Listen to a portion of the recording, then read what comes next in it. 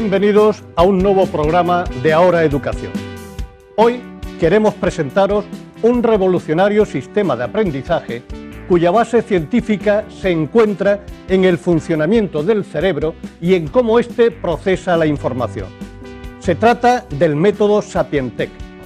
Según la autora de este método, ningún niño fracasa en la escuela. Fracasa un sistema respecto de un niño al que no sabe cómo enseñarle. Tras un curso Sapientec, el alumno no solo sabe qué hacer en cada situación intelectiva que se le presente, sino que además posee la capacidad necesaria para acceder al conocimiento.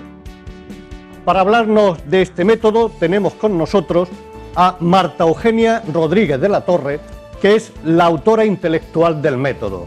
Marta, bienvenida y muchas gracias por estar aquí. Gracias a vosotros. Y también nos acompaña doña María Hernández y Tomás, psicóloga y psicoterapeuta. María, muchas gracias por estar aquí con nosotros. Gracias. Y ahora ya sabéis que antes de empezar nuestro coloquio vamos a dar paso al vídeo que hemos presentado. Adelante, compañeros.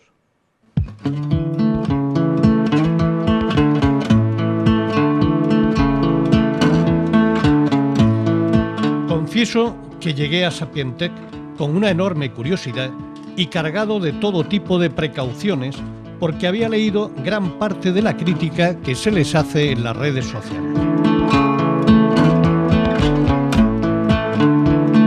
Encontré a dos mujeres, Marta, la autora intelectual del método, y María, la persona que lo lleva a cabo, que no hacen milagros ni, por supuesto, viven de explotar el dolor ajeno. Viven de su trabajo. Han desarrollado un método para enfrentarse a una serie de conflictos humanos para los que la ciencia aún no tiene respuestas claras. Como todo lo que tiene que ver con el ser humano, cuentan con éxitos sorprendentes y algunos fracasos, pero no se les puede negar su esfuerzo por ofrecer un buen servicio. Os aseguro que merece la pena escuchar sus propuestas.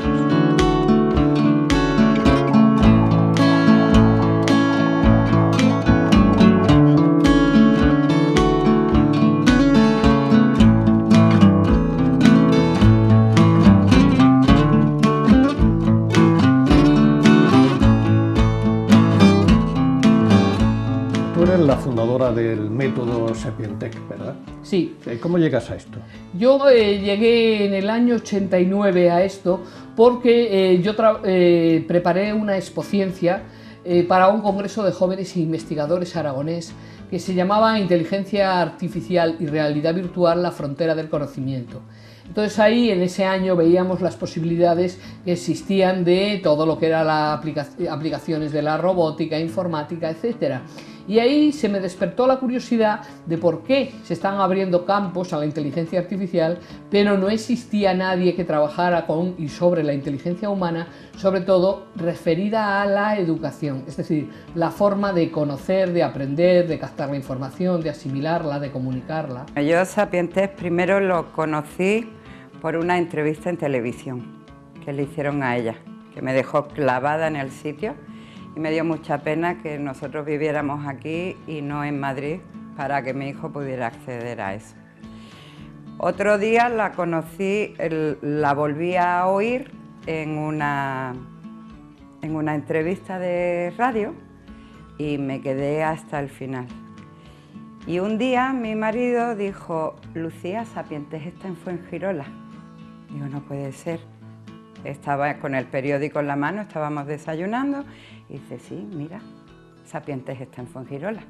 Entonces se comunicó a través de internet todo eso y para mí fue un deseo que me concedió la vida. Sin embargo, tu especialización no va en esa dirección. No, estudié Derecho en España. Lo que pasa es que luego hice otros cursos fuera que por circunstancias de la vida no pudieron ser convalidados. Sin embargo, hay algo que me valió, es decir, todo en la vida puede tener un fin, es decir, una mente jurídica es una mente que aprende a organizar, a sistematizar, También es cierto que estudié la carrera de música en el conservatorio y a día de hoy no interpreto, ni canto, ni toco ningún instrumento. Sin embargo, la lógica de la música, que es una mezcla entre las matemáticas y todo lo que tiene que ver con el razonamiento espacial, me ayudó mucho. Es decir, Sapiente es una mezcla de varias piedrecitas que dan una resultante. Yo estaba en las AMPAs, estaba muy involucrada en la educación de mis hijos. Cuando tuve a mis hijos decidí que iba a ser madre a tiempo completo y eso pues me permitió acceder a mucha información que rodea al mundo de la educación. Estaba muy involucrada en el mundo de las AMPAs y me llegó una charla que se daba en el Ayuntamiento de Fuengirola por Marta, donde un poco promocionaba y explicaba qué era Sapientec, ¿no? Y cómo podía ayudar al crecimiento personal de las personas y de los niños en particular, que era lo que a mí me interesaba. Me pareció un proyecto muy interesante porque se hablaba de las inteligencias y del equilibrio entre ellas. Conocía un poco de la inteligencia múltiple y me pareció que precisamente el equilibrio entre las inteligencias era algo diferente a lo que había oído hasta ese momento y que podría funcionar. En este mundo necesitamos muchas veces unos avales científicos que hablen de determinados métodos. ¿Este método tiene unos avales científicos? No, y nunca los he buscado. No los he buscado por una sencilla razón, porque se puede ver la realidad a través de dos cristales.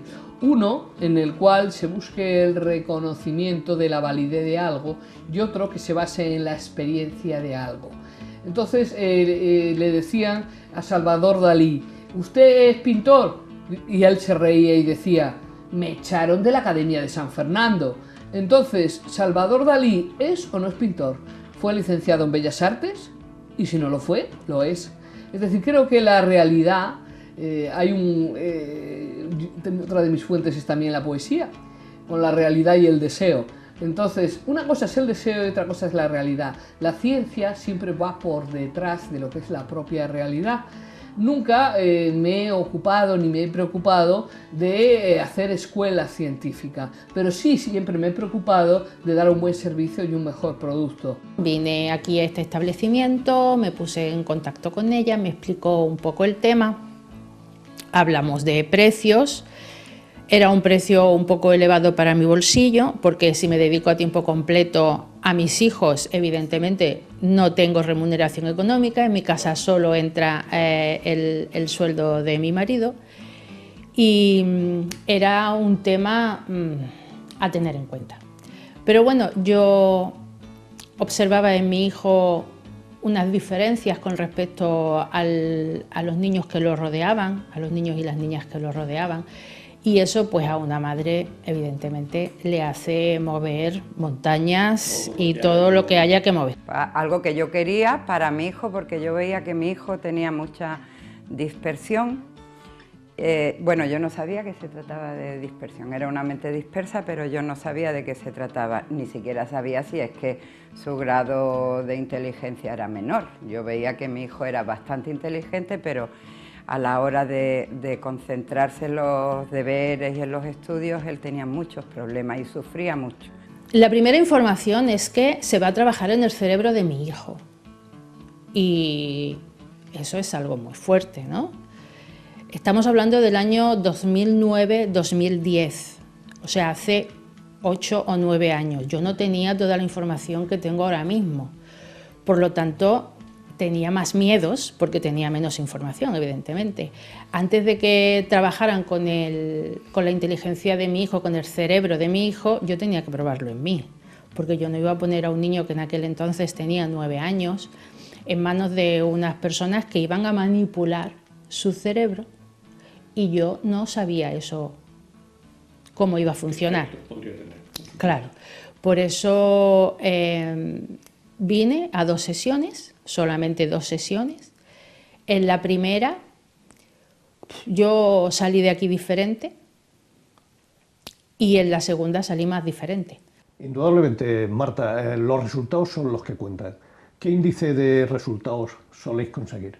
Nosotros medimos los resultados en función de la satisfacción de los alumnos.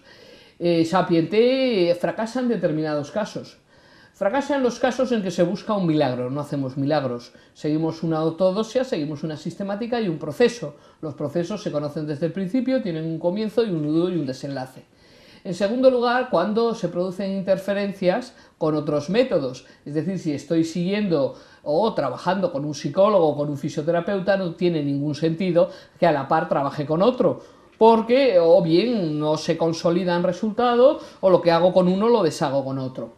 En tercer lugar, es importante saber que la motivación es la consecuencia del interés y el interés es consecuencia del trabajo y del esfuerzo. Hay que trabajar, no es arduo, no es difícil, pero se requiere una constancia. En último lugar, del compromiso. Curiosamente, los alumnos que han tenido mayores dificultades en cuanto a los resultados son aquellos que los padres no estaban predispuestos a seguir, digamos, con lo pautado.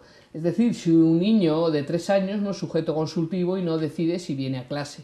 Un adolescente de 13 años no cuestiona lo que no conoce, porque ya lo decía Luciano Séneca.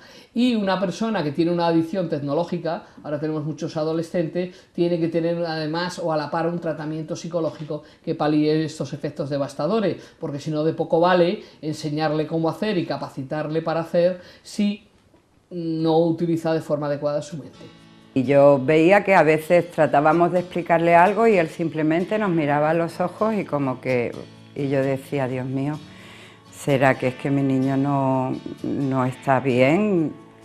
Pero es que mi hijo sí estaba bien y daba muestras, síntomas de que era absolutamente inteligente. Entonces yo, el por qué se tiraba tantas horas con los deberes y que no le cundían y tanto tiempo perdido, no tenía tiempo para jugar entre la escuela y toda la tarde-noche con los deberes no le daba tiempo a jugar. Pero entre que eres madre, tu hijo tiene 9 años, o sea, llevas 9 años ejerciendo de madre, tengo otra hija menor, y estás imbuida un poco en tu mundo, ¿no? No te relacionas con... tienes una visión muy particular. Y cuando sales de aquí y tu cerebro ha hecho clic, no sabes qué ha ocurrido, pero ves el cielo diferente, notas un cambio. Es que un cambio en el cerebro es algo que cada uno es muy subjetivo, porque el cerebro cada uno tenemos el nuestro y las observaciones propias son muy difíciles de explicar. He visto también que tienes una serie de libros en los que vas analizando diferentes cosas. Si te parece, vamos a ir hablando de algunos de ellos. Hay uno que dice, ¿hay alguien ahí? Es el último. Hay alguien ahí, es con la editorial Meridiano en el 2016. Hay alguien ahí, luces y sombras de la sobredotación. Es un libro curioso porque todos los libros que he escrito tienen peculiaridades. Este es como el tríptico del Bosco, es decir, cada uno de los capítulos tiene 3 partes. Analiza lo que es la vida, lo que siente, lo que piensa un sobredotado desde el 5º mes de embarazo hasta el día de su muerte. En la primera parte es como un diálogo, o mejor dicho, un monólogo interior, en el cual el sobredotado va construyendo su vida. Cuenta lo que le pasa, cuenta cómo es o no es aceptado, cuenta lo que siente, cuenta lo que piensa, con interacciones más o menos correctas con un entorno. En la segunda parte intervienen las personas que están a su alrededor, los que le quieren bien y los que le quieren bastante mal, los que le interesan él como persona y los que no le interesan en absoluto. Y la tercera parte de cada uno de los capítulos lo que habla son de puentes de comunicación. Es maneras, modos y formas de conciliar el universo del sobredotado con la realidad circundante. Es decir, un sobredotado se nace y se muere, no es una persona que tenga ninguna disfuncionalidad, aunque puede presentarla como consecuencia de un inadecuado tratamiento emocional, cognitivo y social. No es el que empolló, no es el que saca 10, es una persona con unas características muy peculiares, tanto a nivel cognitivo como a nivel emocional. Entonces esta sería la historia del sobredotado y tiene su base en otro libro escrito en el año 2010 con la editorial Planeta, que es todo sobre el cerebro y la mente, que en el capítulo 5 hablo de qué es una alta capacidad, cuándo y dónde se produce y qué rasgos presenta. Mi hijo tiene una dificultad en la memoria de trabajo y esto lo sé ahora. Él tiene ahora 17 años, ¿no? Que tiene una dificultad en la memoria de trabajo, pues lo sé hace... Mi historia es que es un poco variopinta. Lo sé pues ahora unos 5 años o cosas así. Entonces ya sé dónde dirigir mis pasos, ¿no? Yo lo único que observaba en mi hijo es lo primero que observé cuando estaba con 3 años en el colegio, que nos cruzábamos con niños por la calle y los demás niños le decían adiós y le decían su nombre, ¿no? Adiós, Raúl. Y yo le decía, ¿y cómo se llama ese nene? Y Raúl no lo sabía. No sabía cómo se llamaba, y es un poco, pues no sé, como, ¿por qué me preguntas eso, no? Notaba yo una reacción anormal a la que normalmente se esperaba, ¿no? Ahí ya empecé a observarlo, porque era mi primer hijo, no había ido a la guardería, yo estaba con él el 99% del tiempo y era un niño muy querido, no sé, yo tampoco tenía mucha información comparativa, ¿no? O sea, me parecía bien. Y ahí ya empecé a darme cuenta, empecé a investigar, empecé a llevarlo a un centro que hay aquí en Fuengirola, que se llama Fuensocial, donde una psicóloga le hizo un estudio. Primero fui a la orientadora del centro, allí me dijeron que no era competencia suya. Lo llevé a este sitio, a Fuensocial, porque me pareció más, donde no había tantos intereses económicos, ¿no? Sino como más fiable para mí que a una psicóloga a lo mejor particular. En aquel momento yo pensaba así. Y bueno, allí le hicieron unas pruebas y efectivamente vieron que había unas dificultades, ¿no? Y él estuvo yendo a este centro, a Fuensocial, hasta los 7 años. Allí le estuvieron ayudando, le hacían hacer puzzles, en fin, le empezaban a trabajar, pero siempre sin diagnóstico, porque no se encasillaba en ningún sitio. Pasaba muchas horas haciendo deberes, muchas horas, y no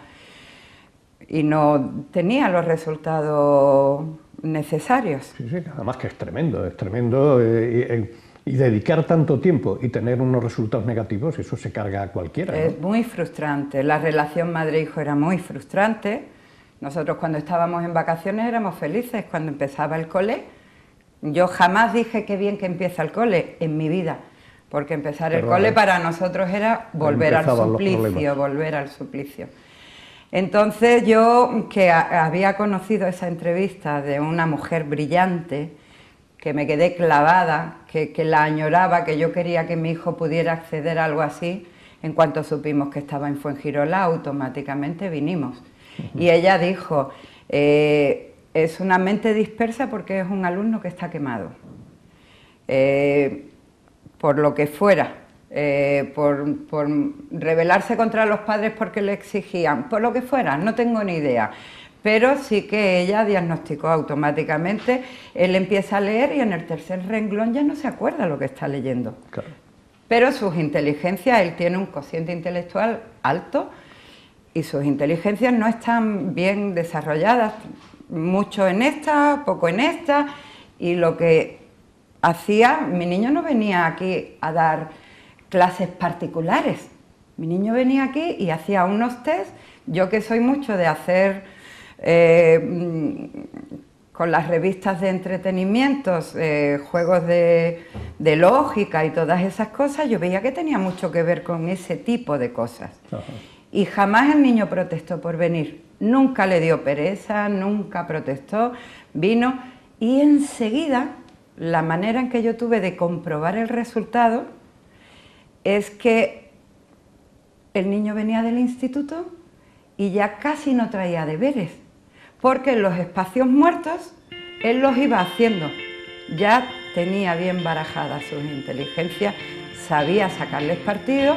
Cuando venía a casa, con hacer ni 10 minutos, se ponía a estudiar con dar un repaso ya tenía, no es que le hubieran enseñado un método, es que él mismo se sabía fabricar su propio método. La escuela tiene que ayudarnos a resolver una serie de cuestiones que posiblemente todavía no estén bien planteadas. Bueno, yo estoy hablando de hace... Mi hijo tiene 17, o sea, hace ya bastante tiempo. Yo vengo observando que la cosa está mejorando, que el sistema se está implicando. Mi hijo está terminando su carrera, no ha perdido ningún año de universidad, lo está haciendo de una manera brillante. Sus profesores me han felicitado personalmente, bueno, a mí y a mi marido nos han felicitado por el chico. O sea, era alguien que, como dijo ella, como dijo sí Marta, que Marta Eugenia, sí que es verdad que tenía un alto cociente intelectual, pero que no sabía trabajar sus inteligencias todas adecuadamente, ¿no? Y está siendo brillante. Cuando yo conocí a Marta y a María, qué bien, porque ahí ese fue su despertar. Ese fue su despertar. Y hoy él está haciendo, bueno, el sistema educativo sigue siendo como es y él sigue teniendo sus dificultades de memoria, porque eso es suyo. Es como el que tiene los ojos azules. Pero su mente, a partir de aquel momento, ya no era suya, ya formaba parte de un entorno y ya reaccionaba ante el entorno. Aquí no tenías obligación de venir todos los lunes seguidos. Tú podías ir, sabías cuántas sesiones tendría que darse. Ajá. Y tú ibas administrándote según pudieras, sí, y tuvieras tiempo y las circunstancias favorables. Pero en el siguiente trimestre mi hijo ya venía con muy poco tiempo que dedicarle a los deberes y de una manera brillante, pues a la hora de relacionarse con los profesores, de mantener conversaciones, de ir un poco más allá, y mi hijo empezó a cambiar pronto. Mi hijo no es autista, no es Asperger, o sea, no tiene esa sintomatología, pero claro, la memoria de trabajo es la que nos permite el estar aquí ahora y el relacionar lo que sabemos con lo que estamos y con lo que seremos, ¿no? Forma parte también de la función ejecutiva y todo esto. Cuando una persona, yo siempre he comparado a mi hijo que está en un país extranjero y no sabe el idioma. Cuando él empezó a escuchar palabras que le sonaban, empezó a reaccionar. Y yo creo, estoy convencida, de que eso fue lo que le ocurrió con la intervención de Sapientec. Un profesor suyo de instituto le hizo una fotografía pasando por el pasillo porque estaba en clase de pie manteniendo una conversación con el profesor de la clase que estaban dando. Y el hombre me regaló la foto para el niño porque era su profesor favorito y era filosofía. Yo no sabía que mi hijo era un gran filósofo, ni sabía que mi hijo era un economista cuando yo lo veía de pequeño y yo decía, algo yo no comí en el embarazo, porque a mi niño los fosfolípidos le faltaron, es que ¿qué ha pasado aquí, no? Y sin embargo, pues lo que más le gustaba era la economía. Yo no sabía que mi niño se desarrollaba también en las matemáticas. ¿Tu impresión es que sabemos elegir lo mejor para nosotros o muchas veces es lo contrario? Muchas veces es que no tomamos en consideración todos los puntos que componen la trama. Vemos muchos bosques pero pocos árboles y muchas veces habría que descender más a lo profundo para llegar más alto. O de otra manera, tomamos decisiones en función de otros pero no en función de nosotros mismos. Tomamos funciones en función de lo que otros esperan pero no de lo que queremos. Y otras, lo que queremos es que son los síntomas de la edad tardía. Los síntomas de la edad tardía es aquello que me he dejado atrás. A lo mejor no me lo he dejado atrás, a lo mejor lo tengo dentro pero no sé dónde. Ningún niño fracasa en la escuela. Fracasa un sistema respecto de un niño que no sabe cómo enseñarle. Tenemos una de las tasas más altas de fracaso escolar. Este libro es ya del año 2003. En ese año ya había más de un 37% de fracaso escolar, el cual ha sido acrecentado por 5 factores fundamentales: los falsos bilingüismos y la falsa incorporación de lenguas autonómicas que deterioran la comprensión de un lenguaje real. En segundo lugar, el uso inadecuado de las tecnologías y su inserción en todo lo que es el tema educativo, amén de las adicciones que crea. En tercer lugar, tendríamos lo que se denomina la adquisición incompleta y tardía de habilidades lectoescritora y de comprensión lingüística. En cuanto sería el exceso del cálculo y la falta de razonamiento. Y el quinto factor que interviene en el fracaso escolar es la ausencia de una asignatura como sentido común que vaya desde los primeros años, desde la escolaridad hasta los últimos, que es el menos común de todos los sentidos. Todos los que hemos trabajado en colegios sabemos que es muy importante estimular lo que es el sentido común, es decir, qué es jerarquía, qué es autoridad, que jamás es autoritarismo, qué es libertad, qué es expresar una opinión, etc. Entonces, indudablemente vamos en el peor de los caminos, ¿no? Porque ahora mismo lo que se está promocionando en cierta medida es ese bilingüismo que puede crearnos una serie de dificultades y vamos desarrollando exactamente todo lo que tú estás diciendo aquí, que nos va a conducir a un fracaso escolar. Totalmente, por la simple razón de que no es cuestión de incorporar, de echar pelotas en el cesto, sino es dar a cada uno lo suyo. Es decir, la educación nunca debe ser integrar y jamás debe ser segregar, debe ser coparticipar. Personas que hacen distintas cosas en entornos distintos y todos aprenden a trabajar con todos. Que nunca se tiene el alumno que se quiere, sino el que le ha tocado en suerte. Y es preciso conocerlo. Conocer cómo siente, conocer cómo piensa. Es preciso trabajar con lo que él es, no con lo que queremos que él sea. Y es preciso dar respuestas a las habilidades y a las dificultades. Dejar que las personas se desarrollen como personas individuales. Exactamente. Para mí eso es un cambio de pasar de un modelo a otro. El modelo ahora mismo es de profesor centrista y debe ser, el centro es el alumno. Y cada alumno es distinto. Cada uno tiene una manera de aprender diferente. Exacto. Y yo no creo que adaptarnos a esa manera de aprender y buscar las mejores posibilidades para que se puedan desarrollar. Yo creo que el centro... centro... lo que a ti te pasó, encontrar esa posibilidad. El centro casi que no está en el alumno, ¿no? Casi que el centro está en el aprendizaje. Y al ser el centro del aprendizaje, la forma de aprender ya sí es individual. Claro. Si centramos en tú tienes que aprender esto y ahora cómo lo aprendes, cada uno lo aprenderá de la manera que le venga bien. ¿Y qué podemos hacer para ir en esa dirección, Marta? En primer lugar, conocernos.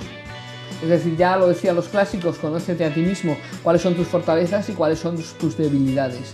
En segundo lugar, busca lo que quieres hacer y con quién quieres hacerlo.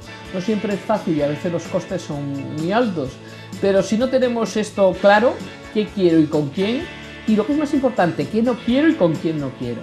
Y en tercer lugar es importante soltar lastre para volar alto. Eso desde las 5 semanas en globo de Julio Verne. Entonces, para volar hay que soltar lastre. Bueno, esperamos que este vídeo nos ayude al menos a reflexionar sobre lo que en este vídeo nos han contado. Ya sabéis que antes de meternos directamente en el debate, tenemos que abrir una pequeña pausa publicitaria. Adelante, compañero.